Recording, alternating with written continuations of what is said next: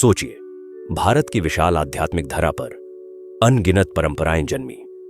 कभी कोई देवता प्रमुख बना तो कभी कोई उपासना पंथ। लेकिन एक ऐसा धर्म भी उदय हुआ जिसने भगवान के अवतारों को मानव जीवन से जोड़कर पूरे भारत के हृदय पर अमिट छाप छोड़ी। हां, यही है वैष्णव धर्म।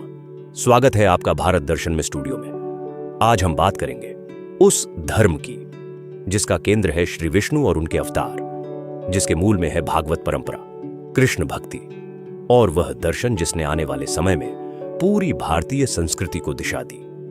एक उद्भव और प्रारंभिक जानकारी।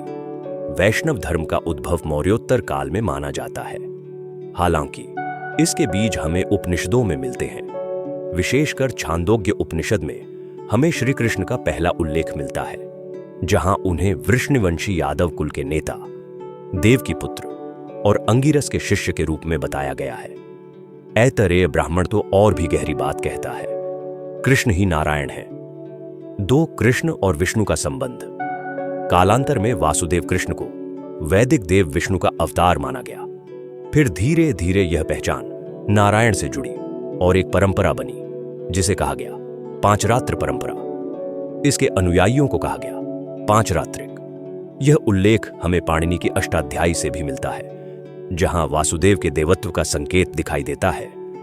तीन भागवत धर्म और उसका सिद्धांत। भागवत धर्म मूलतः सूर्य पूजा से भी जुड़ा रहा, पर इसका मुख्य दर्शन निहित है श्रीमद् भगवत गीता में। गीता ने यह सिद्ध कर दिया कि ईश्वर केवल दूरस्थ देवता नहीं, बल्कि वह शक्ति है जो हर हृदय में वास करती है। चार विष्णु के अवतार।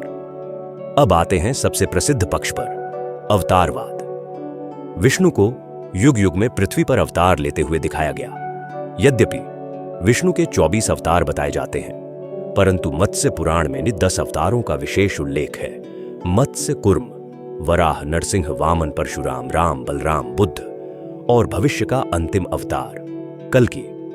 ध्यान रहे, इसमें कृष्ण का नाम नहीं है, क्योंकि कृष्ण को स्वयं भगवान का साक्षात स्वरूप माना गया है। इन अवतारों में सबसे लोकप्रिय अवतार रहा वराह अवतार। इसका प्रथम उल्लेख हमें ऋग्वेद तक में मिलता है।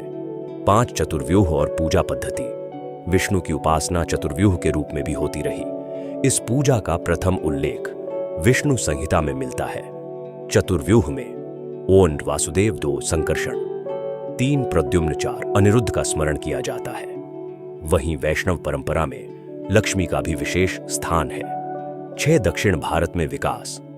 दक्षिण भारत में इस धर्म ने नया रूप लिया। वहां इसे आलवार परंपरा के नाम से जाना गया। भक्त कवियों आलवारों ने विष्णु की भक्ति को गीतों और पदों के माध्यम से जन जन तक पहुंचाया।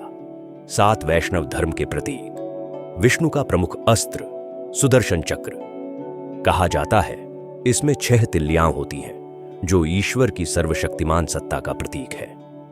8 ग्रीक प्रभाव और विदेशी उल्लेख। यूनानी दूत मेगस्थनीज ने भी अपने लेखन में कृष्ण का उल्लेख किया है। उसने कृष्ण को ग्रीक नायक हेरक्लिस से तुलना की।